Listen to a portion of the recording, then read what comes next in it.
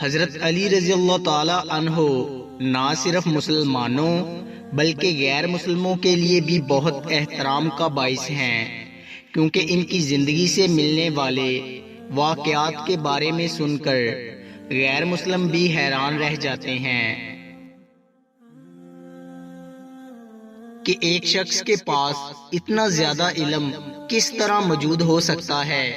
یہ علم انہوں نے ہمارے پیارے نبی پاک حضرت محمد صلی اللہ علیہ وآلہ وسلم سے حاصل کیا تھا، اسی وجہ سے انہیں باب العلم بھی کہا جاتا ہے۔ اور پیارے نبی حضرت محمد صلی اللہ علیہ وآلہ وسلم نے ان کے بارے میں فرمایا تھا کہ اگر میں علم کا شہر ہوں تو علی اس کا دروازہ ہے۔ ایک شخص حضرت علی رضی اللہ تعالی عنہ کی خدمت میں پیش ہوا اور کہنے لگا، یا علی رضی اللہ تعالی عنہ، چھپکلی کو مارنا ثواب ہے یا گناہ؟ اور اگر گناہ ہے تو کیوں؟ تو حضرت علی رضی اللہ تعالی عنہ نے فرمایا، اے شخص، زمین پر کچھ مخلوقات ایسی ہیں جو انسان سے ناخوش ہیں، اور انہوں نے شیطان سے وعدہ کیا ہوا ہے کہ وہ انسان کو ہر طرح سے نقصان دیں گی۔ ان میں سے ایک چھپکلی ہے، تبھی اس کو مارنا گناہ نہیں۔